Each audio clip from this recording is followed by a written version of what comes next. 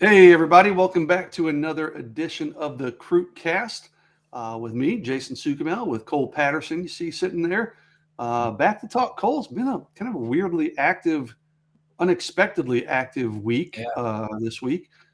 I was telling Blake, our producer, before we started recording, you were not. I made the mistake of telling my wife, I think on Sunday, I was like, yeah, it should be a pretty slow week work wise. I was like, there's no football game for Texas. Mhm. There's no official visitors coming in for Texas this weekend because there was one who pushed it back. We'll talk about that. So I was like, yeah, it should be a pretty slow week. And then Texas puts out a new offer. We have a decommitment. All hell breaks loose in the transfer portal and on Tuesday. So it's like, I should know better by now than to jinx myself like that. But Seems like every time there's a slow period, it picks up really quickly. So yeah, is there really such a thing as a slow period in recruiting anymore, man? Like I long for the good old days. I've been doing this a lot longer than you, Cole. So back when there was only one signing period and like you pretty much knew like this month there was going to be nothing going on, and like April and yeah, May are like in the summertime, really not much going on. Now you got early signing period, you got uh, official visits in June. It's just it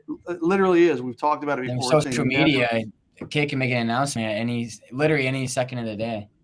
If I was we about to found say out any before, day and any time of the day. We've had things yeah, pop at midnight before, and two I'm just getting too a.m. old.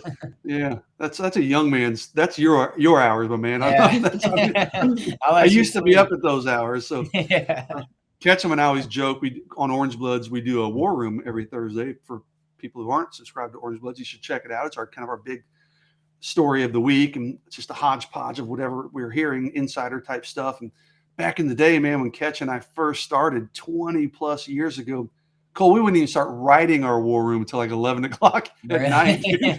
It's like now it's like 7:30. That sucker is posted, and Yeah, we're like it's going to like bed sent at at 10 two o'clock. p.m. Yes, exactly. Yeah. So, yeah, man, I don't have quite the energy I used to. But hey, before we start talking recruiting, everybody do us a favor and like the video, as we always request. Please subscribe to the channel. That helps us immensely. Get your alerts whenever Cole and I do these Crute casts or any of the other many videos we do on this channel. And with signing day I just looked at that, was it the 21st? So like we're what, 3 weeks away basically. So man, we may be knocking these videos out more than once a week. So sign up for the alerts, uh, subscribe to the channel, like the video, and also, of course, go to primeshrimp.com. Support our sponsors, $20 off your first order.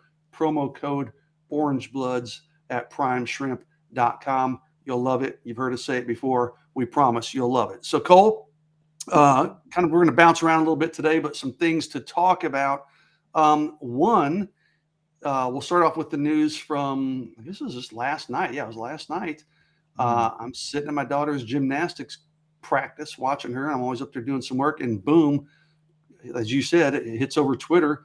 Aaron Hampton, the 2024 Texas commitment, has decommitted. I'm going to let you take the wheel on this one. I don't think we were necessarily surprised that he decommitted. Yeah, the timing, we didn't know it was coming down yesterday, but I don't think anybody who's watching Aaron Hampton was really surprised that he formally opened up his recruitment. But kind of your thoughts on what's going on with Aaron Hampton.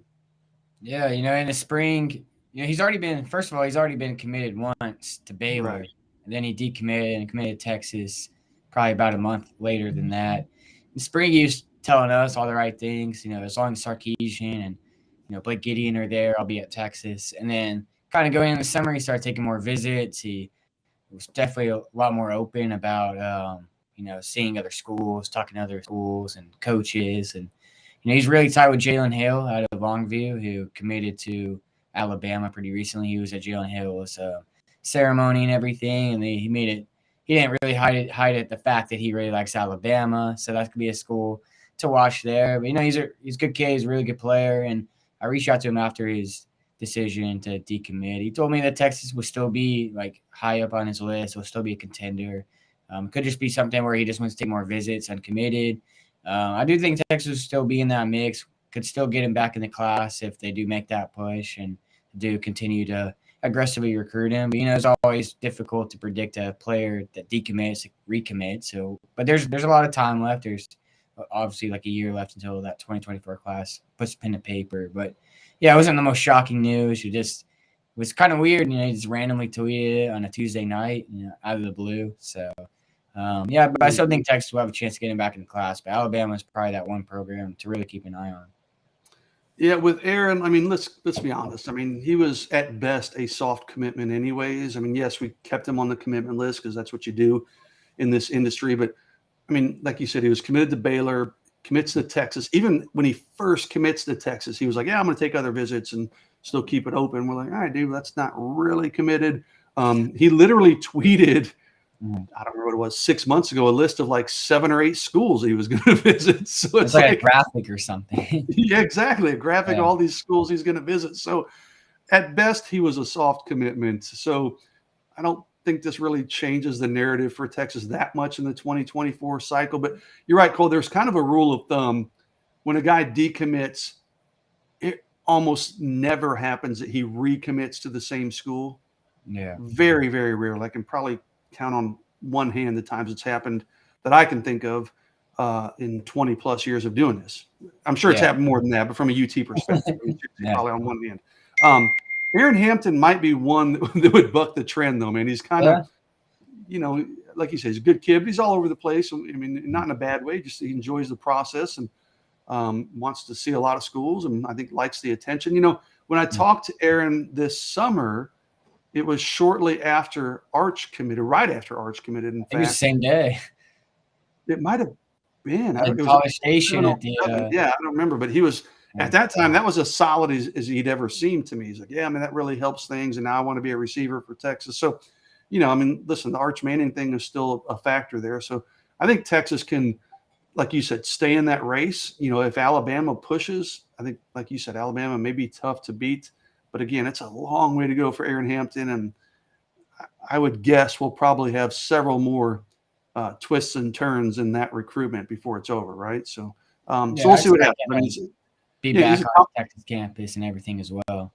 I would absolutely expect him back on campus. Yeah, and he's a top 40 national player. I think he's 33rd maybe or something. So, you know, an elite player. So that's a loss for Texas, but not one I don't think that the staff probably was blindsided by any means. So we'll track that one moving forward, and there'll be I'm sure a lot of more news to cover on Aaron Hampton. So Cole, I want to talk about your report from Tuesday. It was a nice report on CJ Baxter, the 2023 running back commitment for Texas out of Orlando. You know, you went down and saw CJ I guess it was this month. Yeah, so we're still in November. You went and saw CJ this month. You know, and he said all the right things to you, right? And so you kind of have been saying, and kudos to you, tip of the cap to you, Cole. You've been saying, hey, I think he's going to stick with his commitment. Yeah. I kind of had my doubts about 2 weeks ago, just based on some things I was hearing behind the scenes. But then, you know, last week, I think Adam Gorney from Rivals asked me to do a fact or fiction. Hey, will he sign with Texas? I did say fact. I expected him to sign with Texas, but there were a couple weeks there when I was like, yeah, I know he's kind of saying the right things, but I'm hearing some things behind the scenes that he's telling people that make me think Texas has some work to do to hang on to him. Go ahead and tell people, you know, you reached out to to CJ, and CJ's not a guy who communicates a lot directly. I mean, I have to go through his coach when I want information, but you obviously did a good job in building that relationship when you're down there in Orlando. But just go ahead and tell people what you found out from CJ Baxter on Tuesday. Yeah, you know, I reached out to him. So I guess backtrack. When I was in Orlando, he was gearing up for the playoffs, and he fully expected to be playing for a state championship, which was going to go to that. I think he said it was like the 17th or the 19th, that weekend just before the early signing period, which would have meant he was going to have a game every Friday or Saturday leading up to that. And he didn't think he would have enough time to, you know, make any visits. He was hoping to make it out to Texas, but couldn't make a promise. That was his plan, but he couldn't confirm just because he didn't know when the state championship game was going to be. Well, they did lose this past weekend, kind of unexpectedly, at least in his view. They were undefeated and one of the top teams in Florida. They fell. I don't know if that was the second or third round, but anyways, I checked in with him yesterday, just kind of see what his plans were. And he told me that he told me he's still planning to make that trip to Texas. He said he will actually be in Austin. Said it's only like a 2.5 hour flight from Orlando, which he really likes. And I followed it up if he's planning any other visits, because I know he's taking an OV to Florida State. You know, Florida and Miami were two teams that he told me we're kind of hoping to get him on campus, but he wasn't sure if that was actually going to happen. So he told me he's not planning any other visits. Like I said, he already took an OV to Florida State. He also took an unofficial earlier in the year to FSU, and they were the dream school growing up. He hasn't really been shy about that. He really likes Dalvin Cook. That's his favorite player. So there's some interest in Florida State, I would definitely say, but he told me he's only planning to visit Texas. Obviously, like you said, there's some twists and turns in recruiting. There's still a couple more weeks until signing day. So I can't say I would be, floored if he shows up on another campus. But, I'll take him for his word, and it kind of echoes what my other sources around his recruitment are saying, that, as long as our choice is on the Texas staff, Texas really doesn't have anything to worry about. That relationship has been going back to like his freshman year, since ninth grade, and they've really had that big bond. You mentioned to me Jonte Cook and Arch Manning have played a big role in recruiting him to commit to Texas, and even recruiting him to stay in the class. He knows the opportunities with Bijan Robinson and Roshan Johnson leaving. So there's a lot of factors at play for Texas, and obviously you can't really beat around the bush. I'm sure NIL will be a factor, and Texas obviously has a good program there. So yeah, I really like where Texas stands. So kind of be consistent with that. Like I said, there's still a couple more weeks left till signing day, but I do think he does end up in this class, especially if he does make it back to campus like he's planning to. Yeah, I wrote a few weeks ago, I said, if you're a Texas fan, you want his team, Orlando Edgewater, to keep winning, because in my mind, I was thinking, hey, that keeps him away from Florida State visits, Florida, Miami, anywhere else. Lo and behold, they end up losing a little earlier than expected. And it might actually work out better for Texas. Maybe I misread that thing, because he's planning on coming in for that 17th weekend where they're going to have all their, not all, but most of their committed guys in and some uncommitted guys in. It's going to be a big weekend, that December 17th weekend in Austin. Florida State's not going to throw in the towel there, but Texas is getting the last visit like 3 days before signing day. So that would be a pretty monumental flip if they were able to lose him, in the last few days after he just paid his own way to fly to Austin. Everything you said about Texas, Cole, Texas makes perfect sense for CJ Baxter, other than it being further away from home. It's not like Tallahassee's like real close to Orlando. It was like a 6-hour drive. 4 or 5 hour drive. Yes. Hell, he can get on a plane and be in Austin as fast as he can drive to that's actually what he told me. So yeah. And you can just kick back on the plane and relax and listen to music, whatever whatever you need to do, man. So and frankly, believe me, I've priced them. Orlando flights are usually pretty cheap, man. You can fly cheaply from Orlando to Texas too. But academically, it makes sense.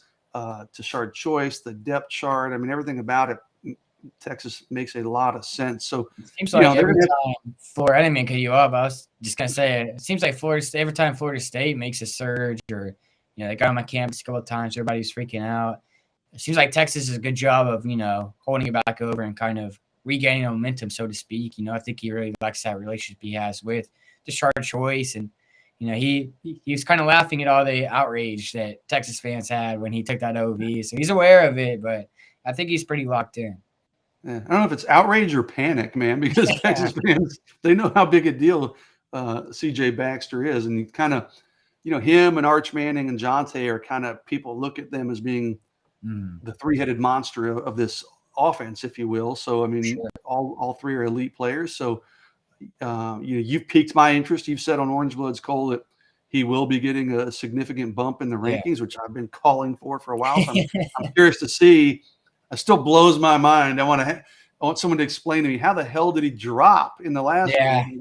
Only like 2 or 3 spots. I'm like, I don't care, dude. He should have been shooting up like a bullet, like a rocket the last time. So I'm curious. When are the Rivals rankings? When does that come out? It's actually coming out to next week. Next week. Okay. So, So I'm not going to ruin the surprise. I don't even think I want to know, Cole. I don't even, so you could tell me off camera. I'm like, no, I think I want to be surprised. I want to see. So I can either be like, yes, about time, or I can still bitch and moan a little bit that he's still definitely overdue. Yeah. What's funny is, like, people always talk about the rankings to me. Dude, again, I've been 20 plus years doing this with Orange Bloods and with some other people before that. And I don't really get involved in the rankings, and people ask me about rankings. I'm like, man, I don't know. It's so subjective. Every fan base thinks their guys are getting screwed, and people only remember the ones where guys are, And the Rivals class is overrated. Oh, of course. Yeah, yeah. And people only remember the ones they think their guys are ranked too low. Like Yeah. they'll still remember guys that Rivals ranked lower than other networks from 5 years ago, but they never remember the ones that Rivals had ranked like 100 spots higher, right? Yeah. But CJ Baxter, that's the one I'm like, all right, man, this is clearly a miss. He's a lot better Mhm. than the Rivals ranking. So I'm curious to see where he winds up in the updated rankings next Mhm. week. Cole, Texas has a big win last weekend against Baylor at home to get that 8th win. At the time, put themselves still in contention for the Big 12 championship game. Of course, that didn't work out with Kansas State winning on Saturday. But on Mhm. Friday, Texas did host Ryland Kennedy, kind of a linebacker edge player out of Mansfield Lake Ridge. And he ended up picking up an offer. He tweets his offer that night. I think it was Friday night. He gets an offer from Texas. I didn't know anything about the kid. I didn't know anything Yeah. about the kid. I got to ask you. That's kind of your neck of the woods, but I don't think a lot of people knew much about. Did you know much about Ryland Kennedy before Texas offered him? I can't say I have. That's the I don't only. think most people did. Don't feel bad. So yeah. So I ended up talking to one of his coaches this week. I'll have a report on Orange Bloods, very thorough report on this kid. Probably later today as we record this on Wednesday. I'll probably have it up Wednesday afternoon or Wednesday evening. Mhm. I tell you what, after talking to his coach, man, I'm really intrigued. I mean, Texas has now offered, USC offered, Auburn offered, Cal. All these offers are coming in November. They've all happened this month. So he's a 6'4", 220-pound athlete, plays edge, kind of outside linebacker, 6'8" high jumper. I mean, just a natural elite athlete, right? He played football Yeah. from Pee Wee up until 8th grade and then quit football and focused on basketball. And his coach is like, he's a really good basketball player, first team all district basketball player in a very tough basketball district. Well, this year, before his senior year, he said, I think I want to try football one more. Yeah, give it a go my last year. Just go have some fun. Well, lo and behold, man, he's turned into, just this tremendous player. And like you look at his film and his coach said, you can see from week to week, he's just getting better. I mean, as you'd expect, he hadn't played for 4 years or whatever. So just put up some impressive film. And now you got schools like Texas, USC, Auburn, Washington, Cal, I mentioned, have all offered in the month of November. He hasn't said, I mean, all this has happened so quickly for him, Mhm. Ryland Kennedy, that he doesn't have any visits set up. That's probably going to change by the end of this week. He said his coach told me that Ryland and his family will sit down and kind of figure out some plans and figure out some visits. So Texas is trying to get him in for an official visit. I think it'll happen. Now, the dilemma for Texas, do you try to get him in maybe that December 16th weekend, right, that we're talking about, where they're going to have some other recruits coming in? This is a kid, he may not sign until February because all this recruiting stuff is so new to him. Mhm. He's not like Jonte Cook, who's been recruited for 2 years. Yeah. He's been on all these campuses numerous times. So does he want to wait till February so he can kind of slow things down and process things a little more thoroughly? Or does he just fall in love with the place and go ahead and sign in December? Don't know the answer to that. I don't think Ryland Kennedy knows the answer to that. But bottom line is, I do expect Texas to get him in for a visit at some point. And just a really, really intriguing prospect. Like I said, 6'4", 220, first year of playing varsity football, 6'8" high jumper last year as a junior, just an elite athlete as an outside linebacker, edge rusher. So pretty interesting prospect there. A new name for you, for me, for Yeah. probably everybody watching this video. Most recruiting fans really, I mean, I don't think most college coaches have heard of this kid before this month. Yeah. I was talking to his coach and I said, that's pretty impressive that Texas, USC, Auburn, Washington, Cal all offered in the month of November. There are going to be a lot more because you look at For this sure. kid's film, and when a school like Scratching the Texas offers, surface. yeah, exactly. And then people see his upside, and Mhm. school like Texas offers and USC, that catches people's attention. And the other thing, I have not talked to Ryland Kennedy. He's like a 3.7 GPA. His Mm. coach said, man, he's just truly a humble kid, a great kid. So I'm anxious to talk to him and meet him. And like I told his coach, hey, I've been doing this long enough. I almost appreciate that part of it more as much as I do the athletic side. Mhm. I like dealing with good kids. Yeah, So for sure. high character kid too, is what his coach described to me. So Cole, you got a big game on tap for this weekend. Why don't you go ahead and talk about where you'll be this weekend and who you'll be watching this weekend? Yeah, for sure. There'll be a lot of Texas-related prospects in the game. South Oak Cliff versus Melissa will actually be played at the old Ranger Stadium up in Arlington on Friday night. So you'll have Trevor Gooseby, Texas commit, versus Billy Walton and Malik Muhammad. Pretty big game, Melissa just defeated Terrell, and South Oak Cliff knocked off. I guess I was at their game 2 weeks ago when they knocked off Lovejoy, excuse me. So, South Oak Cliff's going for that second straight state championship. Melissa is looking to pull that upset. Should be a fascinating game. You also got Nigel Smith, who we just posted an update on at Orange Bloods. He's a 4-star top 100 player in the 2024 class. He was high on Texas. So there's a lot of Texas Longhorns related recruiting prospects in that game. Should be a lot of fun. Billy Walton's been playing really well in the playoffs. Malik Muhammad, he's been, all decked out in Texas. Every game I've seen him play with the Texas sleeves, Texas gloves. He told me he's locked in with the Longhorns. It's pretty big news. And, you mentioned Cedric Baxter, wanting him to play in that state championship game, so potentially can take any other visits. Same thing with Malik, especially when the playoffs started. He was supposed to take an OV to Alabama, maybe even make a return visit to A&M, depending on how things shook out, things like that. But he told me he doesn't even know, one, if we'll have time to even take another visit, and two, if he even wants to. He's pretty locked in with Texas. Pretty big news. So we'll be on site for that on Friday night. Yeah, I was going to say he was another one we were watching closely, 3 weeks ago or something. But yeah, Malik Muhammad. But now he seems, like you said, locked, as he told you, locked in with Texas, and I just don't get the feel there that there's anything to be worried about for Texas. Sure. I'm looking at my 3-2-1 column here, Cole, before you wrap this up, and I kind of just put a hodgepodge of notes in there. I mentioned Ryland Kennedy. Another one is Trey Pierce, is a big defensive tackle who actually decommitted from Wisconsin this week. Texas is really after him.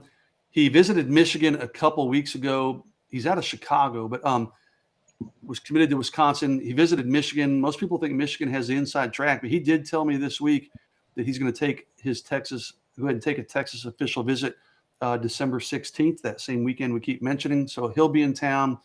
Tyler Scott, a defensive back that Texas is recruiting, Alabama, Michigan, USC, Auburn. This guy's stock is really blown up. He's out of Georgia. Stock is really blown up this fall. He'll be in town for an official visit, he tells me, on that December 16th weekend. Jelani McDonald, who we talked about, a Waco Connolly linebacker / safety, kind of defensive athlete, if you will, that Texas offered fairly recently. He'll be in an official visit for that weekend. He's going to TCU the weekend before, December 9th. He was at TCU last weekend for their game that they won to stay in the college football playoff. Yeah, he was in Austin for the TCU game too. Yep, he's been in Austin for 2 games. He came for TCU, and I think it was Iowa State prior to that. But last weekend he was in Fort Worth to watch TCU beat up on – who did they beat the pants off of last Iowa week? State. Was it Iowa State? Yeah. Yeah, you're right. It was Iowa State, because I thought I was like, Iowa State might be a sneaky game. Maybe they give TCU a run for their money, but no, they get over in first quarter. Yeah, exactly. So, I think that one's shaping up as a Texas TCU battle. He's mentioned like Arkansas, Oklahoma State, where he was previously committed, but I think those 2 visits coming up are going to be huge for him.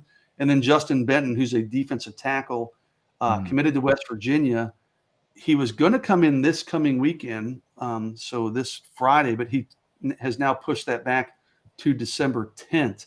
I think Texas has a really good shot there if the staff pushes, but obviously they've got other, Trey Pierce, they got other defensive tackle prospects that they continue to target there. But Justin Benton's a big academic kid.